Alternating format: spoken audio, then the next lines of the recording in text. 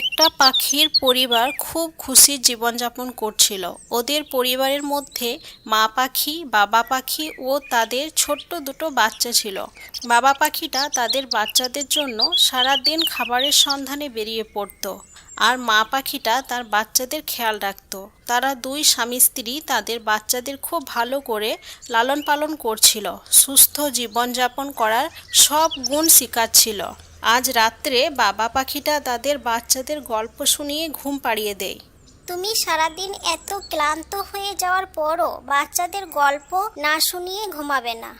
টুনু, এটা সত্যি যে আমি সারাদিন তোমার আর বাচ্চাদের জন্য খাবার খুঁজে নিয়ে আসি আর আমি খুব ক্লান্ত হয়ে যাই, কিন্তু আমি যখন সন্ধেবেলায় বাসায় এসে তোমাকে আর বাচ্চাদের দেখি তখন আমার সব ক্লান্ত দূর হয়ে যায়। তুমি জানো, আমার বাবাও আমাকে অনেক ভালোবাসতো। উনিও আমাকে প্রত্যেক দিন রাতে গল্প শোনাতো আর নিজের কাছে নিয়ে শুয়ে থাকতো, আর সেই দিনগুলো আমি এখনো পর্যন্ত ভুলিনি। আর আমিও চাই যে আমার বাচ্চারা বড় হয়ে যাবে, আর আমি যখন এই দুনিয়াতে থাকবো না তখন তারাও যেন আমাকে এইভাবেই মনে রাখে। তুমি এরকম কথা বলো না।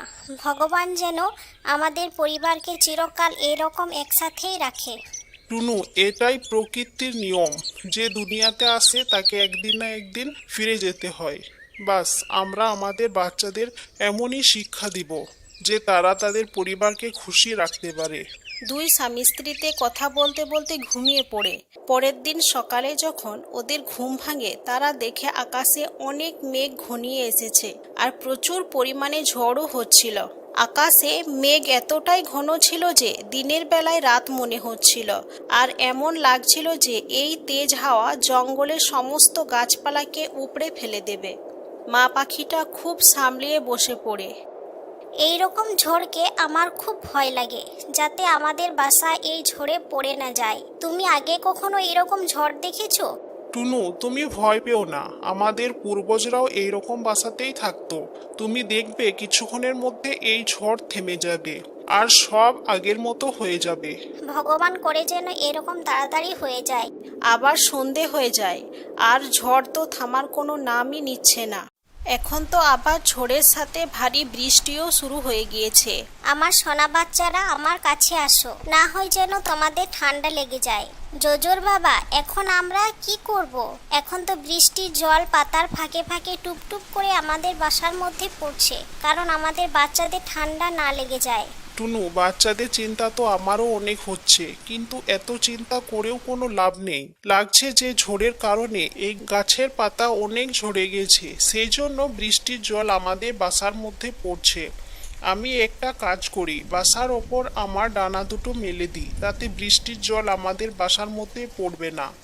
আর বাবা পাখিটা বাসার ওপরে নিজের ডানা দুটো মেলে দেয়, কিন্তু বৃষ্টি খুব জোরে হচ্ছিল আর বৃষ্টির জল বাসার ভেতর সেই রকমই পড়ছিল। বৃষ্টি খুব জোরে হচ্ছে, তোমার এইভাবে ডানা মেলে থাকাটা কিছুই কাজ হচ্ছে না। আমাদের অন্য কিছু করতে হবে। টুনু, আমি যখন ছোট ছিলাম তখন আমার বাবা কদম গাছের পাতা এনে আমাদের বাসাকে সুরক্ষিত করত। আমি ওই গাছ কোথায় আছে জানি, তুমি বাচ্চাদের ধ্যান রাখো, আমি এক্ষুনি কদমের পাতা নিয়ে আসছি। তুমি সামলিয়ে যাবে, বৃষ্টি অনেক জোরে হচ্ছে, অনেক রাতও হয়ে গেছে। হ্যাঁ, আমি সামলিয়ে যাব, তুমি শুধু বাচ্চাদেরকে সামলিয়ে রাখো। তারপর বাবা পাখিটা ভারী বৃষ্টির মধ্যে জঙ্গলের বিপরীত দিকে কদমের পাতা নিতে চলে গেল। বাবা পাখিটা ওই ঝড় বৃষ্টির মধ্যেও অনেক জোরে উড়ে চলেছে, ওরও অনেক অসুবিধা হচ্ছিল, আর মেঘের কারণে অন্ধকারও অনেক বেড়ে গেছে। কিন্তু বাবা পাখিটা সাহস করে উড়েই যায়। ও সেখানে পাতা ছিঁড়ে নিয়ে আবার ফিরে চলে আসে। ফিরে এসে বাবা পাখিটা কদমের পাতাগুলো নিজের বাসার ওপর লাগিয়ে দেয়, আর বাসাটা বৃষ্টির জল থেকে সুরক্ষিত হয়ে যায়। আর এই ভয়ানক ঝড় বৃষ্টির রাতও শেষ হয়ে যায় আর সকাল হয়ে যায়, আর সেই সকালটা খুবই রঙিন ও চমৎকার হয়। চারিদিকে পাখিদের খুশির কলরব শোনা যায়, আর পাখিদেরও পরিবারও উঠে যায়। তুমি সত্যি খুব সাহসী, কারণ আমি ওই ভয়ানক ঝড় দেখে খুব ভয় পেয়ে গিয়েছিলাম। টুনু, যে কোনো পরিস্থিতিতে আমাদেরকে সাহস ও বিশ্বাসের সাথে কাজ করতে হবে। আমাদের বয়স্করা এইরকমই শিখিয়েছে, আর আমাদের বাচ্চাদেরকে এইরকমই শিক্ষা দিতে হবে, আর আমাদের বাচ্চারা তাদের বাচ্চাদেরকেও এইভাবেই শিক্ষা দেবে, আর পরের পর এইভাবেই চলতে থাকবে।